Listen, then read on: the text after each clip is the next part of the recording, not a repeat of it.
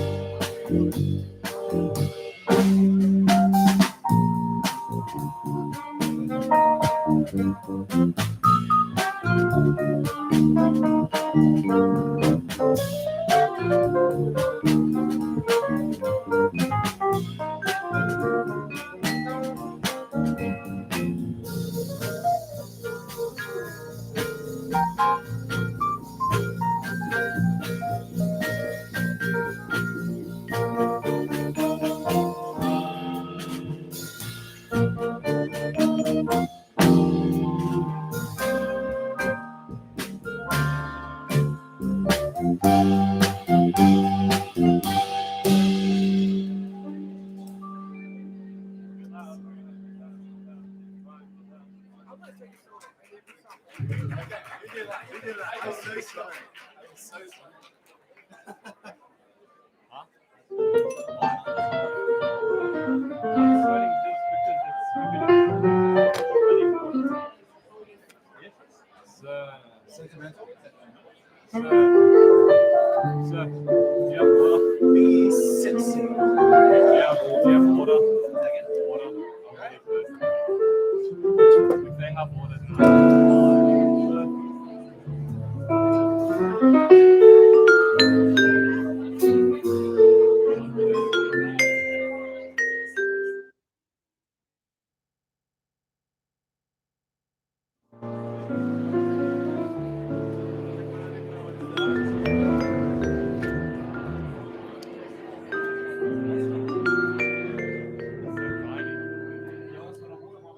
I'll probably have another one.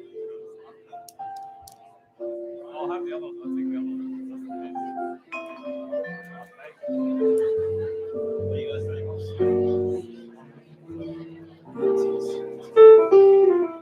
Well, nice.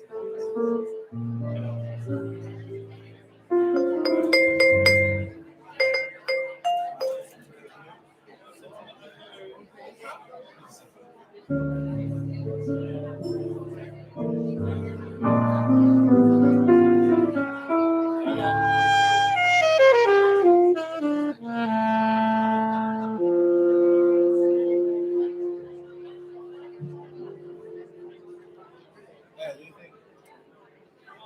What are we playing?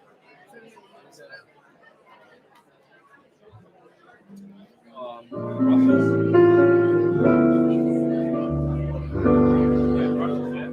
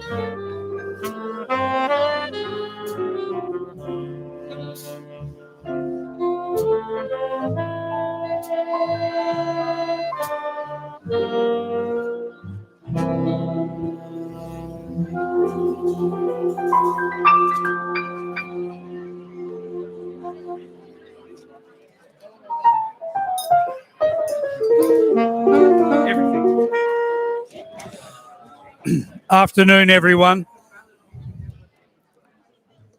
Are we on? Probably a good time to grab yourself a seat somewhere. And, sorry, I'll try that again. Probably a good time to grab yourself a seat somewhere. And these front tables, please feel free to fill them up. And I can do my old school assembly trick and give you 5 seconds to finish it off. I see people running. Please don't. Sorry. 4, 3.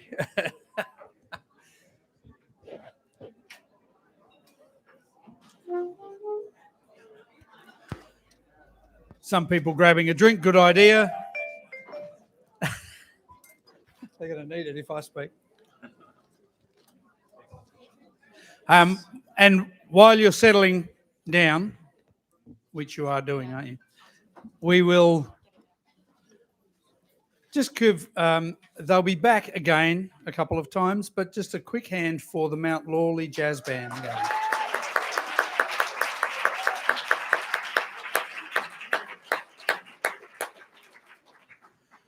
Thanks, everyone. Over the past 12 months, probably, IMS has been moving to statewide services. We were attached to South Metro for a very long time, and it was a bit of a strange relationship, since we lived in Maylands and never got down there. It was 3 minutes from my house, so it would have been nice to work out of there, but that didn't happen either. However, we are in a much better place now, housed at statewide services, which makes much more sense for us because we are statewide, of course, and we are tied together with a whole bunch of people there, lovely people that I had morning tea with today, so they are very nice. And our line manager is Mr. Neil Darby.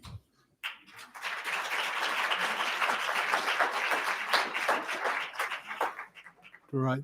Look, thank you so much, Kevin. And it's nice to be here, to see some familiar faces. Hi, Greg, and a few others. So, Bruce, this is your third farewell. Bruce had one at the concert hall he was telling me about, and that was, of course, after Opus. And what a brilliant, brilliant evening that was. And that last bit of conducting from Bruce to conclude the evening was Finlandia.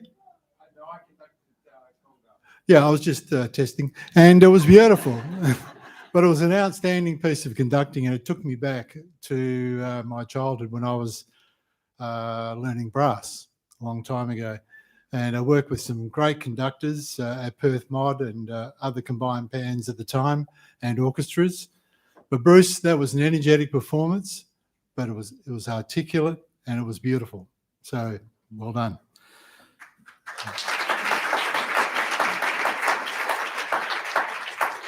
The other part of Bruce's farewell was the second night at the concert hall to celebrate Churchland's 50th. And the Director General rang up and said, we quickly need to present everything to Bruce that he deserves. So he got a gold watch, a new car. No, I'm exaggerating.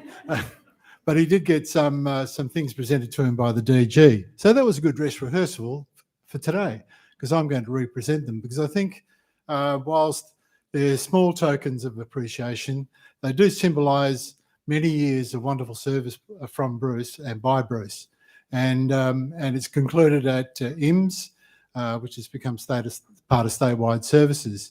When I was first approached last year about IMS coming across, it did make eminent sense that, as Kevin said, that you, along with SIDE and the SENB schools and some other who are schools that do provide a statewide service, it was also about connecting staff from IMS with other staff where possible, particularly the leadership group, but others. And Bruce drove that change to his regret, because then along came COVID, and the regret was that he had to coordinate with his team at the time, coordinate all those deployments out to schools this year. And today we were going to have the Director General address everyone out at Padbury, but she was called urgently to Canberra. So Jim Bell spoke and Kevin was there. And it was an acknowledgement of all the work that you did in the deployment process out to schools. It was really hard work. In some cases, it was really pleasant work. In my case, when I went out, the holder of English came up to me at the end of the day and said, "Am I doing okay?" And I said, "Thank God you're doing what you're doing." Because what she was doing with her team was keeping the most dysregulated kids focused. She was keeping her staff focused, and that was amidst the peak when COVID was occurring. But on that day and the 2 days prior to that, there were 2 IMS teachers in that school, and it's one of our lowest SEI schools. I rang Bruce often to say, "Have you survived your day?" And he said, "Oh, yeah, it's wonderful. I love this." But it takes us back to what it's like being a classroom teacher. In IMS, you're a classroom teacher. You have a peripatetic role. You deal with orchestras and ensembles, and you really do something that's so important with these kids. But it's also good to go back into a mainstream class and see what our colleagues are dealing with. And I learnt a lot from my period in relief, but I also learned a lot about Bruce and his team. And you delivered. Our role at Statewide Services is to deliver to students at risk, the most vulnerable, and schools at risk. And our task was to keep our system providing continuity of learning as much as possible for students. And Bruce, thank you for doing what you did with your team, because you did it with aplomb, and every team's meeting through gritted teeth. And I'm not being rude there, we're all gritted teeth because we're being asked to do some exceptional things, as you were. So thank you to the whole IMS team, and thank you particularly to you, Bruce, for that piece of work as well. It was outstanding. And I think it deserves a round of applause.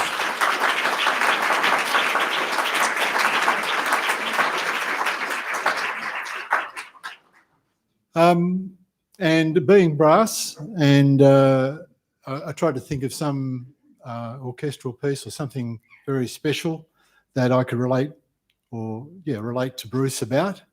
And I thought of Peer Against Sweet. And I thought of the opening, what do you call it? The opening movement, yeah. So it's a teaching technique.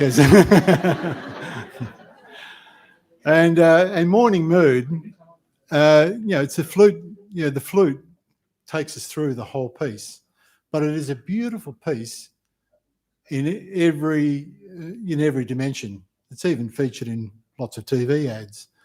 But it reminded me of Bruce's calm leadership through this process and over the years as well. And then when I saw him at the end of the Opus concert, that beautiful concert, when he got up and got in front and was in front of that orchestra and performed with them, and they with him, it was just that awakening in music for me again. So it reminded me of Morning Mood. But then we went on to, we'll forget the other 2 movements, but the 4th movement in the Hall of the Mountain King. And there's so much brass in that, it's an important piece. And there's some other areas as well. But that finishes off with a crescendo. And in a way, Bruce, you've finished off your career to this point in a way that reflected in the Hall of the Mountain King. As the trolls are chasing him and they're running through the caves. And I'm not a troll, but but what we saw in Bruce and his team was that we worked towards the end of the COVID period, and we were able to see some wonderful concerts occur, despite everything that happened this year.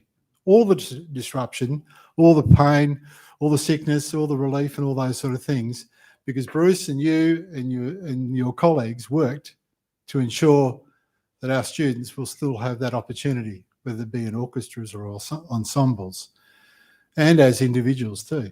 It was a really mighty effort, and Bruce, your drive in that space and the support of your team made that happen. And from the bottom of my heart, I want to thank Bruce and everyone else for doing that. And I know Churchlands, the Director General, waxed lyrical about that evening, but seeing the almost penultimate performance at Opus 2022 with Bruce doing what he did was just wonderful. So I won't go through any more movements because in the Hall of the Mountain King is something that does describe Bruce's journey. So Bruce, on behalf of the department, there's a letter in here, and I just want to do this formally so you can see Bruce being acknowledged by the department. There's a medallion and a certificate. Now, all of those symbols characterise and acknowledge Bruce's work. But the most important work in this room is his family and his colleagues. So on behalf of the department, thank you so much, Bruce.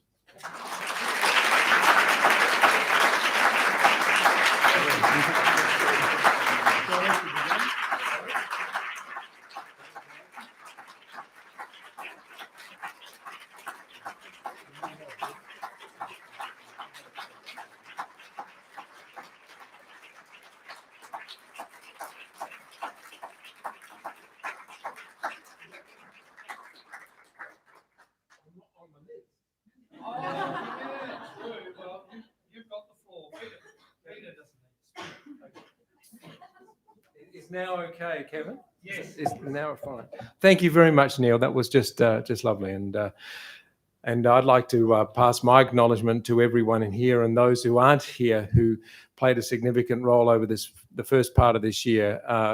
As Neil said, it was a really tough time, but we shared what we had to do, and we did what we had to do, and it was amazing. So thank you so much for being such a wonderful group of people in that period of time. I do have a few words to say. I've had a few weeks to have a little think about it. As Neil said, this is sort of the third acknowledgement, and the other two, in a way, were sort of unexpected. And it was a wonderful unexpectedness, particularly the Director General on the stage of the concert hall was very unexpected. And that, as I said to Neil, that made it very real that, this has got to happen. And I am actually deciding that this comes to an end. But I'd like to just thank you all a chance for you to come along today, and not only to I'd like to talk about some significant moments, not only my teaching career, but also some other moments in my life that have impacted in career decisions. And this event today does give me an opportunity to thank many of the people who've come along today to be a part of that journey. And often I don't think we thank people enough publicly. And so I do appreciate this opportunity. And sometimes when we do thank people publicly, we run the risk of leaving some people out. So I pass your apologies if I leave you out, because it's not meant to be that way. Everyone here and those who aren't here, I appreciate your connection with me during my teaching career. In sharing this story, I'd just like to consider that a few sliding door moments. Now, if I say that, I'm pretty sure you know what I mean by sliding door moments.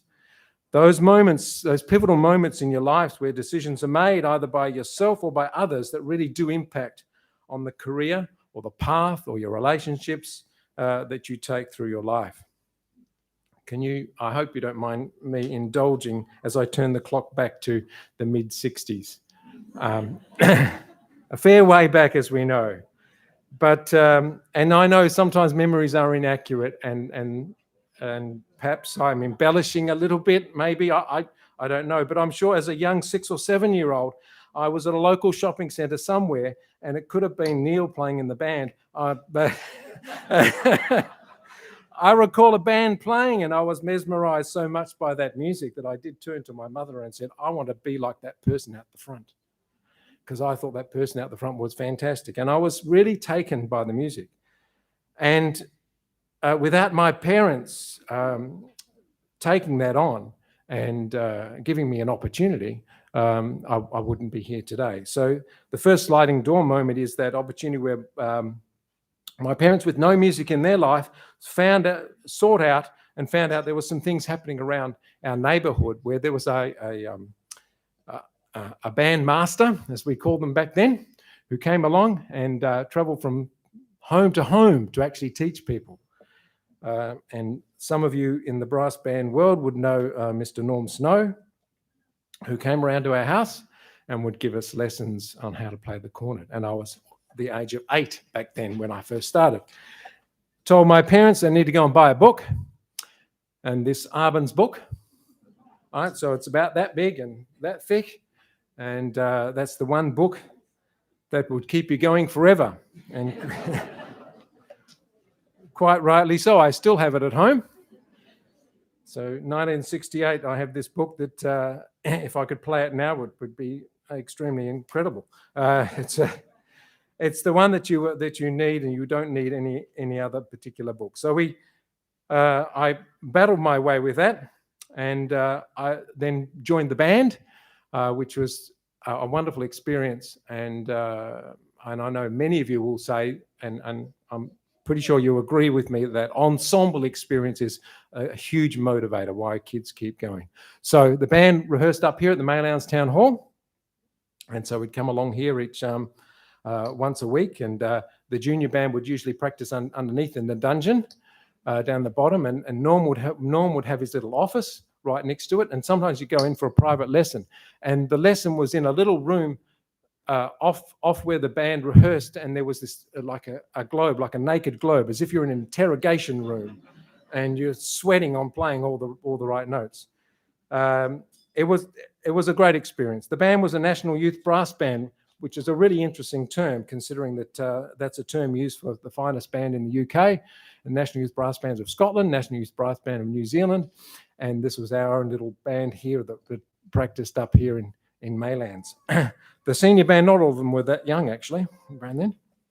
The next sliding door moment was, and the significant part of that brass band was that it was seen that perhaps the cornet wasn't the instrument for me. I did try for a couple of years, and it really just wasn't going where it should have gone. So I changed to trombone, and it was the trombone change that really made a difference. So going on to trombone meant that I could finally play a couple of octaves, which means you can actually play some tunes and play some solos. Managed to audition for the music program at Churchlands. So the music program at Perth Modern School, as many of you know, started in 1968. And then in 1972, the Churchlands program started, hence the 50th anniversary this year. I auditioned in 1972 for the 1973 class with the aptitude tests and interviews that many of you know. And I think the fact that I could already play trombone, albeit in the treble clef, which was interesting, which was fine for me until I went to school, and suddenly this funny thing called bass clef I had to play. It did play in my favour, and although I do remember my dad opening the letter and it said, "Here's your audition result. Bad luck, you didn't make it into Perth Mod, but you did make it into Churchlands." So, because at that stage we had friends who went to Perth Mod, so Perth Mod was the school, but the fact that I went to Churchlands was a huge thing for someone south of the river. However, once I went there, I found out there were people coming from a lot further distances than myself. But it was a great experience, and it was a really thank you to my parents for allowing me to take that opportunity and to go through it. And while at school, the instrumental music programs were really taking off, and the significant event for me, I think, was the Vienna Band, which is another sort of sliding door moment. I was selected as the fourth trombonist. As you know, there's really only 3 trombone players, first, second, and third, or first, second, and bass, as we call them. And so I really got in the fourth. We'd sort of doubled second trombone mostly, but thank goodness I did make it into it, because it was the turning point in my life. I met my future wife, Mandy, in 1976. And being part of that band, which was to become it in various forms, and many people here have been a part of that group, the WA Youth Concert Band, that really ignited my love of conducting and teaching.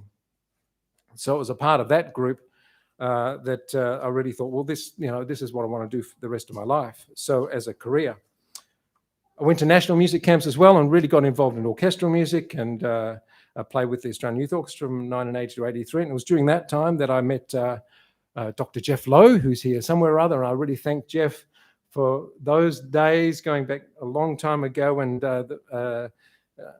Tim White also was a part of that. And who would have known that 40 years later we shared this connection with music education. So I really do thank Jeff for being a part of that. I started teaching at the Secondary Teachers College, where a number of you did it, which is now ECU, and share musical journeys with so many of you. It was during my undergrad years that I met Paul Durig and Teresa Durig.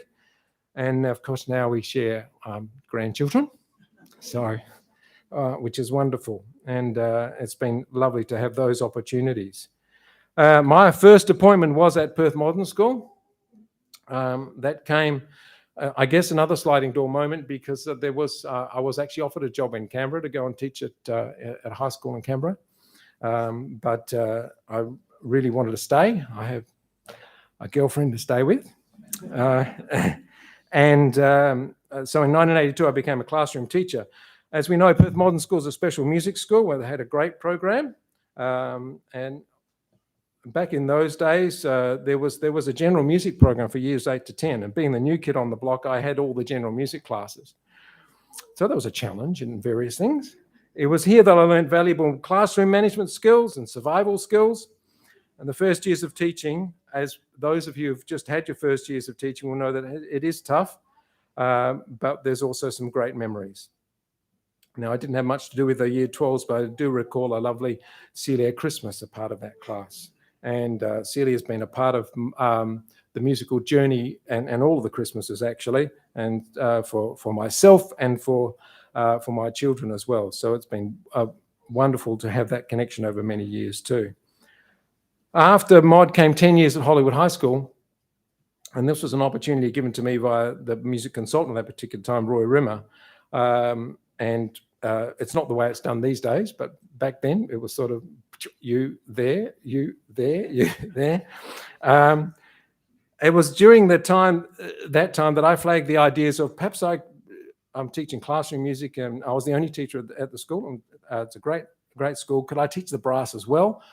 So it was an opportunity. Yeah, it was managed and manoeuvred so that I could teach the brass as well. I conducted the bands and the orchestra, and had connections with the primary schools. So I built up those networks, and I see that really flourishing now. It has over many years now. It's really important to get those networks happening. So in that particular school, people like Philippa Roy, a wonderful student of mine there, Kylie Warpole was a wonderful classical guitarist. Adam Hawksworth was there briefly, arriving from New Zealand. However, quite rightly, he auditioned to get into Churchlands, where he could be extended. We also had the late Graham Wood, was a remarkable musician and a student, adept at piano and drums, and he was a great asset to a band. And the very talented Joe Leach was also a part of my program at Hollywood. And well done. It's nice to see you, Joe, again. During that time at Hollywood, I was asked to go along and conduct Saturday mornings at Perth Modern School with John Embleton, which was a great experience. And when John retired, I was given the honour of continuing in the role of musical director at Perth Modern School, and the wonderful experience of doing that group for over 20 years. I shared the podium with Alan Lawrence before he commenced his studies in the US, or in between there and back a couple of times. It was, so the connection with Alan actually harks back to WA Youth Concert Band days. And it's wonderful to have shared the passion with him in music education to see where he's gone. Various concerts and international tours have been incredible, and a huge thanks to Roger Hay, who's here today. And Roger, the memories we have of those tours are just magnificent. It's wonderful that we had a chance, and Mandy had a chance to come along as well, and our 3 daughters. I shared the podium also with Amanda Johnson, who was a wonderful colleague in those days with working with the band. And some of the students that have been passed, such as wonderful students who have become wonderful colleagues and teachers, Karen Walker, Lisa Gerritsen, Dale Poynton, Neville Talbot, Despina Prastides, and I'm sure a whole heap of others that I haven't mentioned there. During those years, we had, with the tours, also had a chance to meet and get to know really well Robin White and her husband Lauren White, and I really thank them for the time that we've journeyed together in not only in the musical scenes, but also in my work as in the principalship. Robin was a great support. After the birth of our three daughters and my first period of leave, it was decided the demands of being in charge of the music program was keeping away from family. So I chose to, the opportunity came that I could get involved in instrumental music, and Janelle Dawson and Bob Matthews made maneuver that to make it happening, and I also took on a conducting advisory role. I was also involved with the Voda, and that's a wonderful organisation that goes from strength to strength, and I would just like here to recognise Nikki Turner for the work she's done recently, and for the fact she was recognised with Life Membership and Citation of Excellence, and so that well-deserved, Nikki Turner, bravo. Many other people, Russell King was a part of that journey with me, and a whole heap of other people. In the the late 90s, I took on a role conducting at Churchlands High School with the orchestra alongside the wonderful Lawrence Jacks for a brief period, and how special it was to share the podium with him. And he's touched the lives of many people, and I owe a lot of thanks to Laurie for the work that we did together, and the way he mentored me in orchestral conducting. And it was the first time there I came across trumpet player Paul DeSink. Now, Paul, I don't know, did Paul get here today? I'm not too sure. No, Paul, many of you will know Paul and his role now at UWA, that his role in music education, and I've not only as a student, but then came and worked for us briefly, and then he's been all over the place, and I'm really thankful for having the work of Paul, and I'll get to work with him some more over the next few years. Another sliding door moment, I was fortunate to win the deputy role at SIM and start my administrative journey. Through this time that I worked closely with Mary Jane Whitehead and valued her role as a mentor. It's a time of significant growth for SIM, so much so that we had to move out of Oliver Street. And during this time, the GATE program moved from Perth Mod to John Curtin. It was a tough time for some of us due to our connection with Perth Mod as a music school. However, this was the call, and we needed to work with John Curtin to provide the best possible opportunities and experiences for the students. It was during this time that I was able to gain some wonderful experience working with Mitch Mackay, and Mitch is still here, and Mitch has been wonderful. I know I spent a couple of days alongside you, and then many conversations back and forth at different times, and so thank you for your support as I made my next step to the principal role. The heads of music, Joe Sherrin and Kieran Drew, have been wonderful colleagues, and it's a pleasure being involved very recently with them, and thanks to Peter Younghusband for not being available, and I came and played in 42nd Street. It was great to get a chance to play in the pit there, and with the great students, and with Warren Bracken, who was another former Mod Band student, being the musical director, and a real talent is Warren. So the past decade, I've been principal and had the pleasure of working alongside some really passionate and dedicated teachers and administrators, with Brian Copping, Bob Benton, Vicky Jack, Sue King, Nikki Sullivan, and the current level 3 coordinators. And there was a brief time in there that, and it's lovely to see Greg Kelly here. Greg came and spent a brief time with us as a principal of instrumental music before moving on to Karratha and Geraldton. But Greg was a great mentor, and I really appreciated the time, Greg, that you spent with us and with me. And so the last 11 years, we've seen things grow, and as Neil just said, the last 2 years we've faced the difficulty of the pandemic, and it's not the reason I've chosen to retire, but it certainly didn't help. Getting through the time would have been so much more difficult without the support of the IMS executive. So I really thank Kevin and more recently Deb for the work and support, regardless of the time of day or night. There were texts flying backwards and forwards at all sorts of hours of night to getting people to cover here and there. Recently, the Department of Education provided principal collegiates to support principals, and I was so fortunate to have Rowan Smith. I'm not sure whether Rowan was able to get here today. Rowan, with his background in music, has provided some really good support with us, and then he took on other things. And Janice Sander, I know Janice is here, and I really thank her for becoming the principal collegiate briefly for myself as well. And Janice is also retiring at the end of this term, but I think it's a really good move for the department to have principal collegiates. The principalship can sometimes be a bit lonely, and the support of colleagues who have lots of experience is a really, really good idea. The final sliding door moment came this year when there was there was a conducting vacancy at Churchlands because Dale Point had taken on a classroom teaching role, and he was unable to undertake the rehearsals. So it was suggested that perhaps if I could just take it on for this year, and it would coincide with the 50th anniversary of the music program. And I thought, it sounds a good idea, and I'd love to be a part of that. The things that have been already worked for the concert sounded magnificent. So I thought, yeah, that'd be great. So being able to conduct that 50th anniversary was a very unexpected acknowledgement for me, and it was extremely humbling. But as you know, at the beginning of the year, it was just crazy times. We couldn't rehearse all together. We had to take half of the wind section, some of the strings here and there, and it was just madness. And the kids were marvelous. The staff were incredible. I mean, in awe of all of our staff everywhere, but because I had that connection with Churchlands, just unbelievable. So that was magnificent. I really do thank Glenn Robertson for his role in making that all work. The team at IMS have just been wonderful to work with. With our repairers, Max Douglas and his family. We've been fortunate to have Max repairing instruments as long as I can remember. And his professional understanding of our program is special. I think I have actually missed their morning tea. It's very lonely having morning tea without the crew there. Maybe I'll get on the phone and give them a call at morning tea time. WebEx it in, yeah. I've left my final thank you to Kevin and the front office staff of the past and the present. Kevin, you've been such a steady and measured colleague and so easy to work alongside. Thank you. I know IMS is in really good hands. And to Glenda, did Glenda get down for this? I don't know. Okay. All right.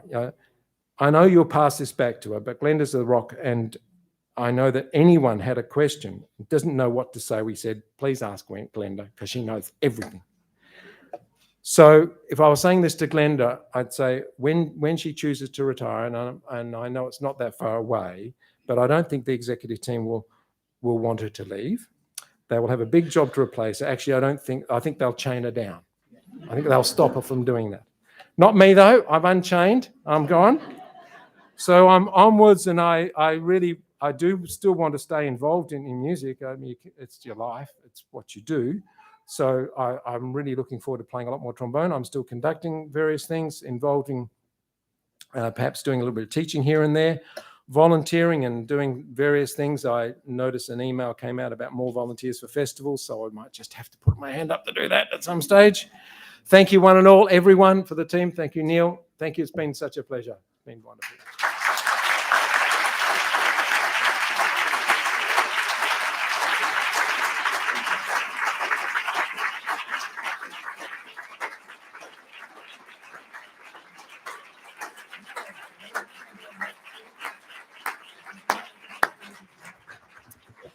Thanks to Neil Darby. Thanks to Bruce Herriman. All of the accolades that we can bestow upon you, we do today. And further to that, I will ask Mr. Peter Younghusband to come and speak. I say briefly because he said, I haven't got much to say, Kev, I'll be quick.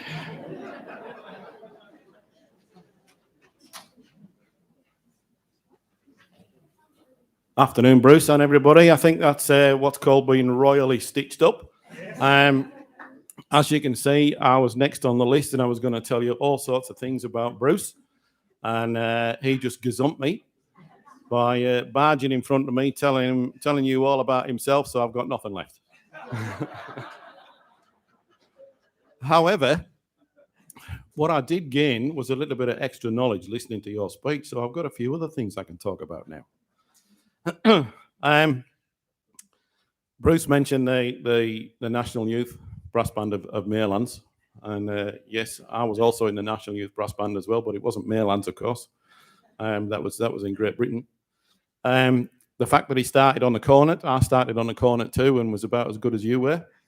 I remember my teacher telling me at the time, "Your lips are way too big. You won't be able to play this thing." I said, "No. I'm going to take it home. I'll sort it out, and I'll come back next week and show you how to do it." So I did turn up the next week with the cornet and said, "That's no good. Can I have something bigger?" The Norm Snow connection. Some of you will know that the Norm Snow Award happens annually at the WA Band Festival. And I was fortunate enough to win that. I can't remember how long ago now, maybe about 4 or 5 years ago. I happened to play with 3 different brass bands on the weekend, and I think they felt sorry for me. So gave me the Gnome Snow Award. And the sliding doors. The sliding door moment for me was actually Bruce's predecessor in the deputy role.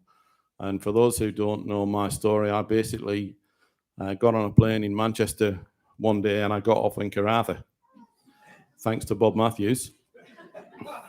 And thought, righto, what's going on here then? Long story short, I just loved the place and I was there for 8 years. And I can see Greg nodding, he had a good time there too. But during my time was when Bruce stepped into the deputy role. Now, by this point, I'd been there for about 2 or 3 years, I think. And I was getting to the point where I started to know a little bit about SIM, and I knew a little bit about Karratha, and I even knew a little bit about Western Australia. But I didn't quite know everything. So I had a hotline on the old speed dial on the landline, for those people who are old enough to remember landlines, in the arts office in Karratha, and on there was SIM. And I would regularly ring this number. Gail, who's sadly no longer with us, would answer the telephone every time, and I'd say, "Hello, Gail." And of course, for some reason, she knew instantly it was me. I'm not quite sure why.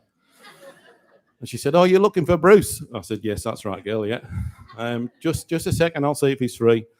And of course, every single time, just about, Bruce is free, and she would put me through, and I would talk to Bruce, and he would help me out with whatever my problem was at that particular time. Now, I think you must have gone to the same source that I did to find out all the information about you that you needed this afternoon. So hopefully it's reliable. So as you heard, Bruce came to SIM in 1993 as a brass teacher.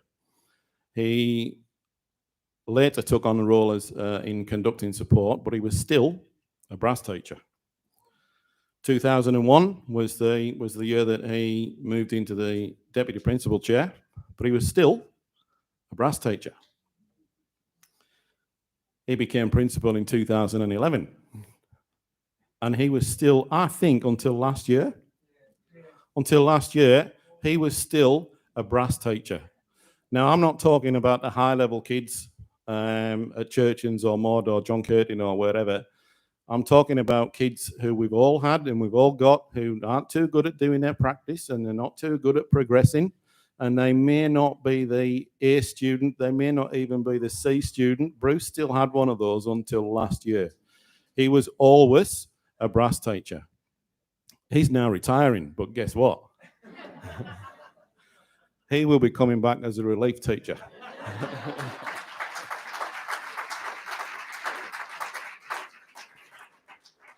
I don't know whether he knew that, but he's now found out.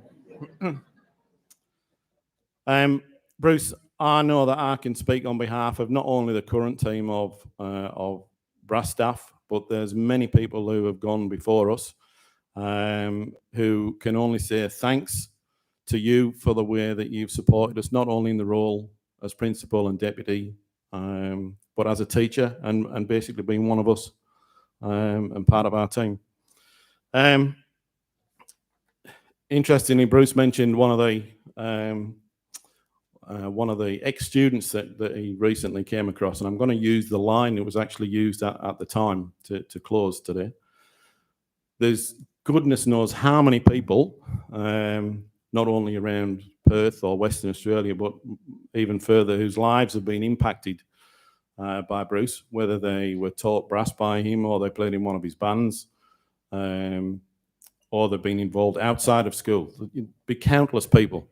As Bruce said, he came to play at the John Curtin show earlier on this year, and the MD for the show was an ex-student, as he mentioned, Warren.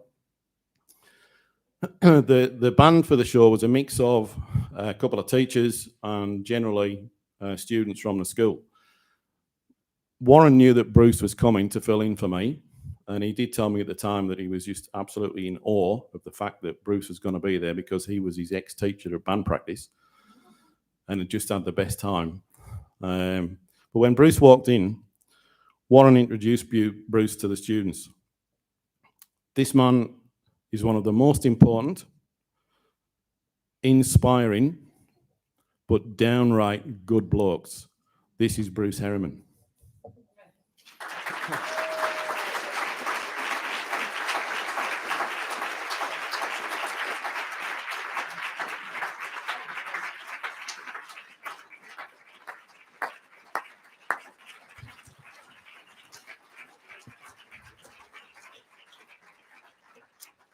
Thanks, Peter. We have an opportunity now to charge glasses, get another drink, and we'll come back for speeches as the band plays a piece for you. And we'll be back with the most important speaker in a few minutes. Thank you.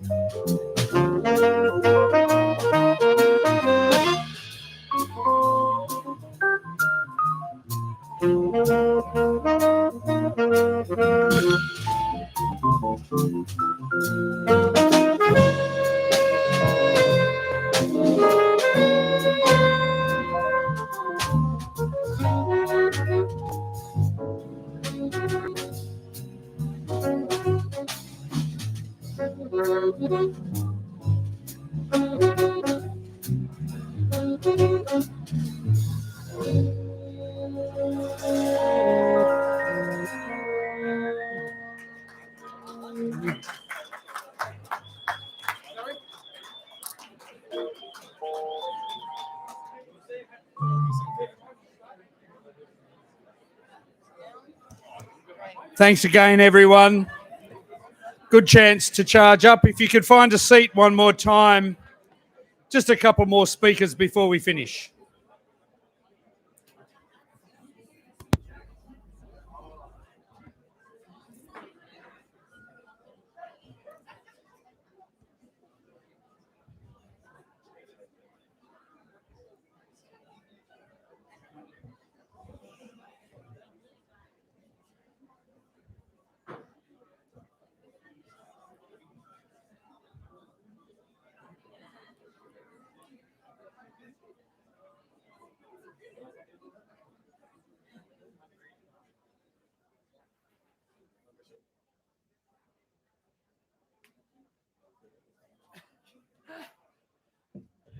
Thank you. Now, I would like to invite a special guest speaker to come and enlighten us on all the aspects of Mr. Herriman that we haven't heard about. No, Mrs. Mandy Herriman. Thank you.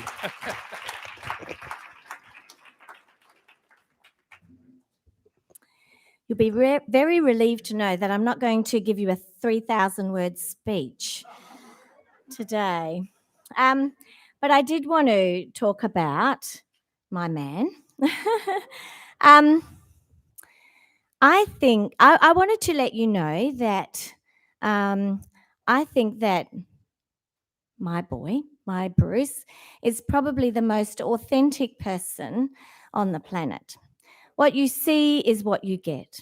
So he's always honest. He's always upfront.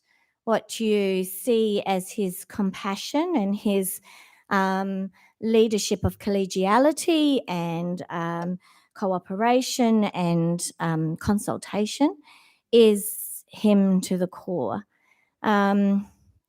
He's not easy to anger. He's always very, well, he's raising his eyebrows at me. It's as bad as it gets. Yeah, that's pretty. Well, don't ask the children about the wooden spoon episode, but, you know.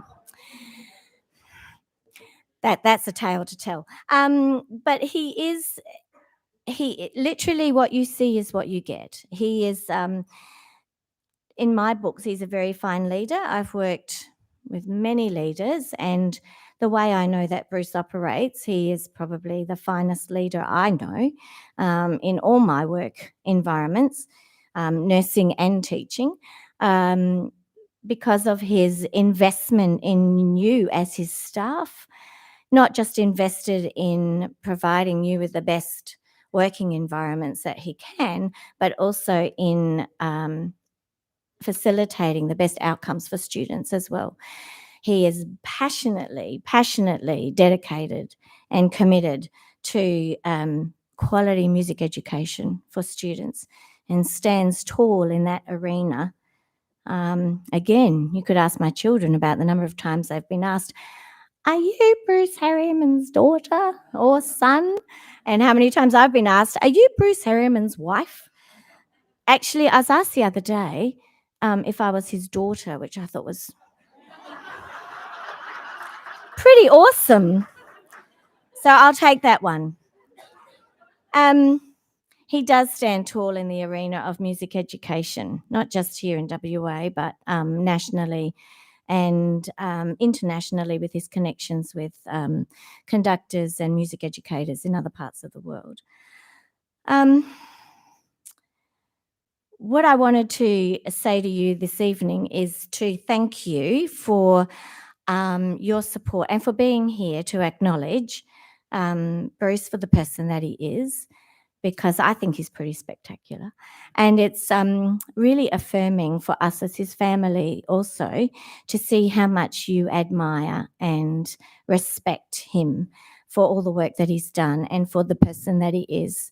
Because there's two aspects to that. There is the work that he's done to promote music education and instrumental music in this state, but there's also that aspect of who he is as a person, which informs what he's been able to do in this state for music education. So I'm extraordinarily proud to be his wife and to share his name. And I am very grateful for the way that you have supported him in the work that he does as well. What's next for Bruce? Well, you've heard a bit about that. He's been doing lots of gardening, which is fab. Really fab. And he's always done a lot of cooking, which is also fab. And I know he wants to get back to a little bit of teaching because that's his life's blood. That's who he is, not what he does, but who he is. And so, and I think it would be a huge loss to our music community if he didn't continue to participate in teaching and mentoring and conducting in some way, shape or form. He is involved in some community orchestra conducting and playing. And I know that likewise, in those kinds of environments, the orchestras and people that he conducts are very grateful for his steady seamanship, captain of the ship. He steers it close to the wind, but gets it done and safely home to port. That's really all I wanted to say this evening, unless my children would like to add something. Our children. What is very affirming for me is how our children have continued in their music journey in this state as well. With they're all involved in. Well, our three daughters are involved in music education as well, and I put that largely down to Bruce's inspiring and stellar career as a music educator. And, the ability to inspire others to be the best that they can be, including our own children. So, thank you.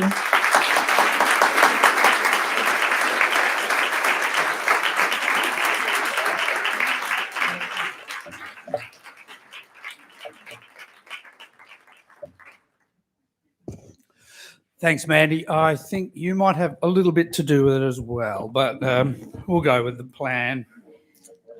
Thanks very much, everyone. Just a few words from me, and then we can have a little more time to mingle and mix. Some leaders are like a challenging Schoenberg tone poem. You know, it's complex and built on a foundation of excellent theory, knowledge, experience, and practice. You're forever waiting for a resolution, and it doesn't often come. Bruce is more like a Beethoven pastoral. It's almost the opposite, but parallel in complexity. Excellence of theory, knowledge, and practice. The difference is in one, you feel constantly challenged, anxious, and as I said, cannot wait for a resolution. In the other, you feel supported, couched, and connected. The communication is clear, concise, and designed to be beautiful and yet equally complex. That is Bruce, all up. There's not much more I can say about his leadership because that sums it up. Bruce and I have a deep history in music education in IMS, formerly SIM, formerly SIS, formerly Music Branch. We've sailed close to the wind a few times as well. For us, it all started at Harvest Terrace opposite Parliament House. I think we were probably on prac at that stage or something, but I have memories of that building and Edgar Nottage's grand piano. Then we went through Thomas Road at the back of Perth Mod, moving to Olive Street for many years, and finally here at Maylands, or there at Maylands. Bruce has been an integral part of growing and forming the wonderful organisation that it is nowadays. Many things have changed, but some have not. I was working my way through some of the paper in Bruce's office. He does love paper. We get an email and I'm going to have a chat about this email, Bruce. We go, I'll just print it. Don't need to print it. It's on my screen. So anyway, that was good because we always had a copy. And when the computers broke down, he won. As I said, many things have changed. And I was just looking through some of this paper and there was a document. And this person's in the room, so it's going to be fun.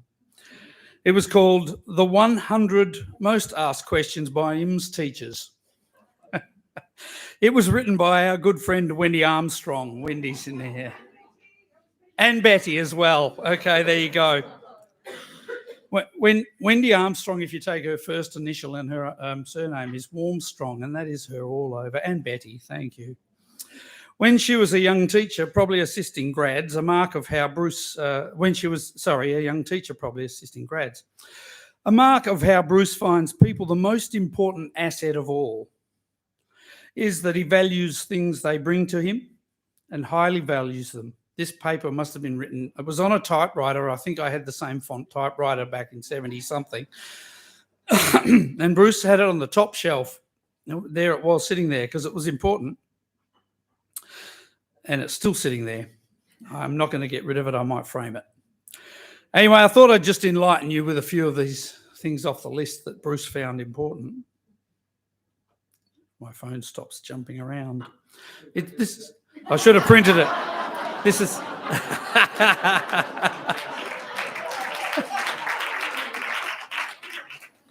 I'm still okay. This is a sort of a 10-to-1 moment here. Number 10. Does band count as practice? And is that an S or a C? Does practice include setting up bars of rests and emptying your valves? Why is Les Pierce always unavailable? What do you do when the first 3 lessons, when the students still haven't got instruments? Still happening. Should we have lesson plans? Who knows? Today, who cares? Why can't Mason give me that brand new trombone for the storeroom? Do we write reports? Is there a standard format? Who knows? Today, who cares? Who dishes out the punishment to the kid who sandpapered the brass instrument? And the other one who took a hammer to it, and the other one who gave it to the dog? Is driving dot time? Or do we do it during our lunch and recess? Yeah, lunch and recess still happens. Why can't I start the classes of 10 students? That's a real question, and that's because when Bruce and I started teaching, standard class was 7. We often took 8.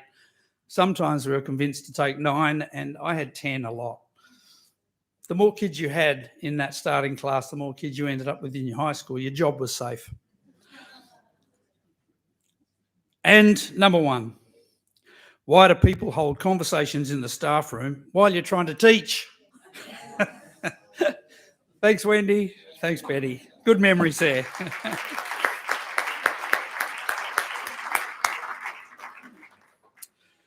One of the other things about Bruce, he's very encouraging. He always is encouraging us to take on new ideas and to do new things. And I came up with this stupid idea one day to do song title pros in the newsletter or send them out in emails or something. You know, I'd just take a whole bunch of song titles and make them into a story. So I'm going to finish with one of those. This is music to express my thoughts. As Chicago so succinctly put it, if you leave me now, you'll take away the biggest part of me. Monday was always a bit of a hectic day at IMS, but Tuesday was a calmer day and recognised as a nicer work day. So, Bruce, you can say goodbye to Ruby Tuesdays and just look forward to Friday on my mind. So you're completely relaxed and we'll say, hit the road, Jack. Thanks, Bruce, for everything you do and mostly the way you do it. And after my first 7 weeks as principal of IMS acting, I'd just like to say, if you leave me now, can I come too?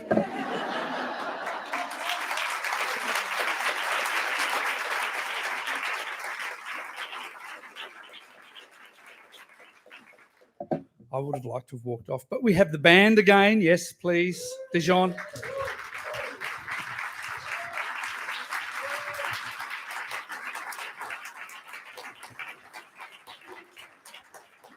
And thank you for recognising the band as such wonderful young people, the people from Mount Lawley High School, and Mr. Dijon Summers. A round of applause for Dijon.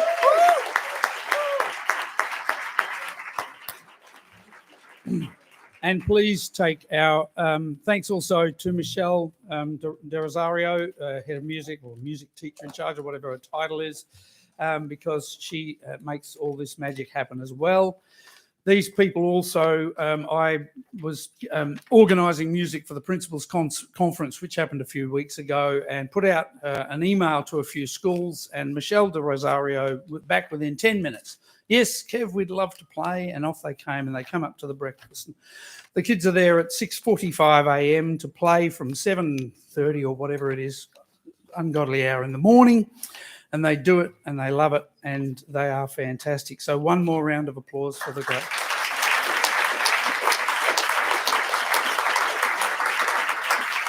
Thanks, everyone. After this piece, it's mingle and celebrate. I said mingle and mangle, but Deb said I couldn't say that. So it was mingle and celebrate.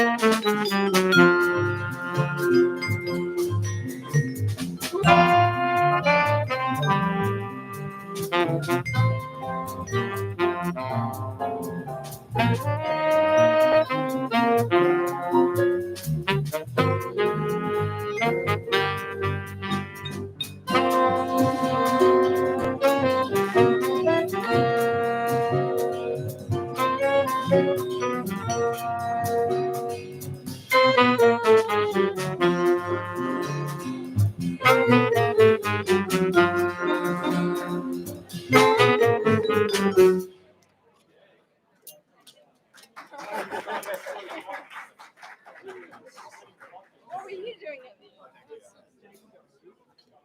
Yes, please. I think we need a new folder. Django. That's like normal.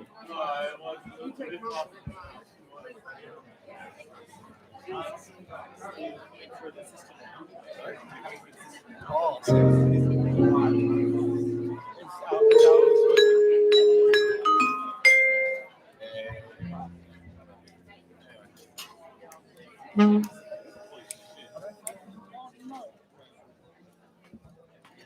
Good thing. Yeah, I'm sweating so much.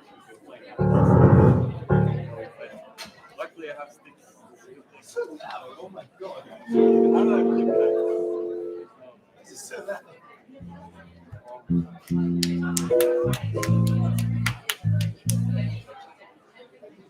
Good. Yeah. Hey. 1, 2, 3, 4.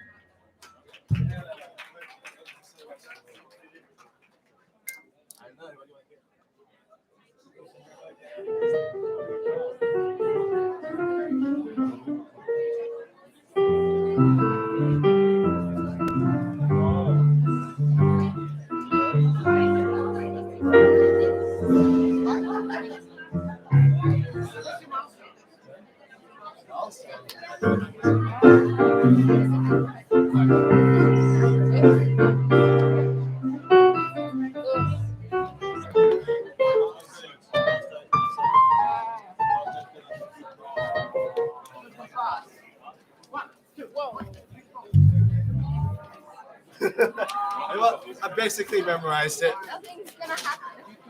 It's just like F and B flat, isn't it?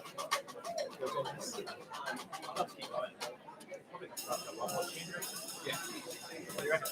Yeah. What do your mom say? What? What do your mom say? Boys, no. What? Boy. What did they go?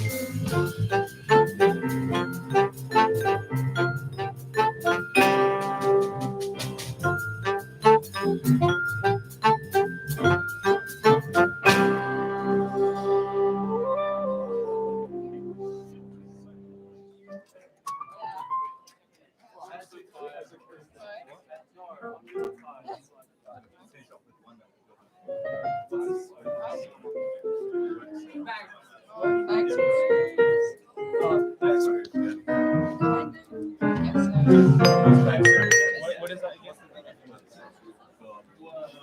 At least it's not worse. I don't have it.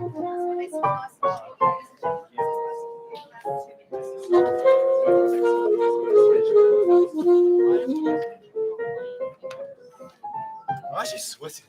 Same here. Obviously, your size. You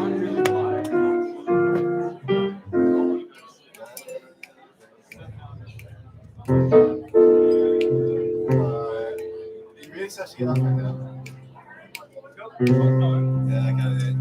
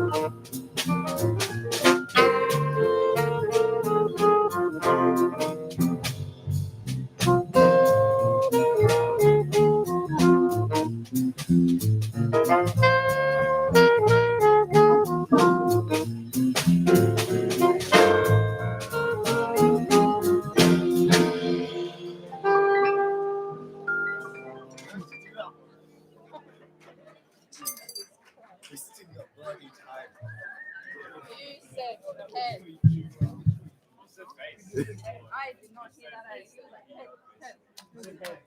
He said head. Otherwise, I wouldn't have played the head.